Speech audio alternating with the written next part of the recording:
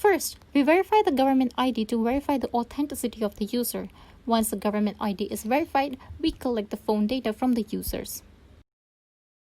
To handle the privacy issue carefully, we do not store the data of the users. Instead, we calculate the correlation score to verify the authenticity, and then we calculate probability of default, ranking each data point. Microsend is just an operating platform, so we cannot see the data nor manipulate the scoring.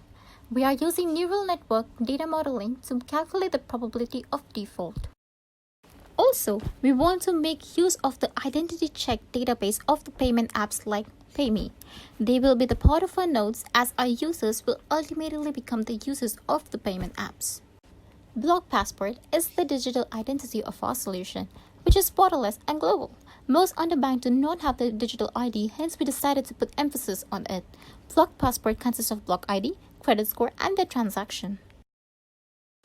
We aim to bring banks as part of ecosystem. If our underbanked population ever visits banks to open bank account or receive credit, banks can verify the underbanked in our decentralized platform. This saves a lot of cost and time for the banks.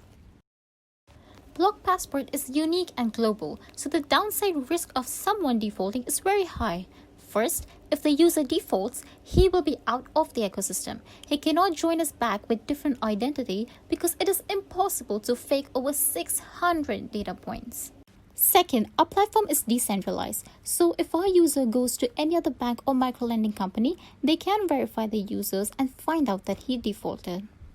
First, our solution is decentralized. Microsend is merely an operating platform. We do not control the matching process or manipulate the loans. This gains the trust of our lenders and node partners since our platform focuses on transparency.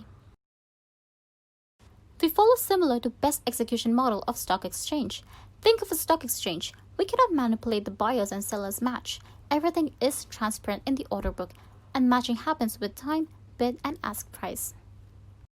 We follow on-chain governance model, meaning if we were to make any changes to the algorithm, it needs to be embedded in the blockchain and receive support of 51% of the node maintainers.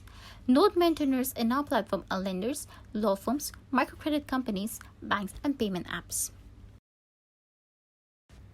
Payment apps. For government ID verification, we require node authentication from the payment apps because they have huge identifier database. In return, our customers will use the microcredit using the payment apps. Law firms. They're part of our ecosystem to hold part of the private key to maintain the anonymity of the users. Lenders' bank account to payment app wallet.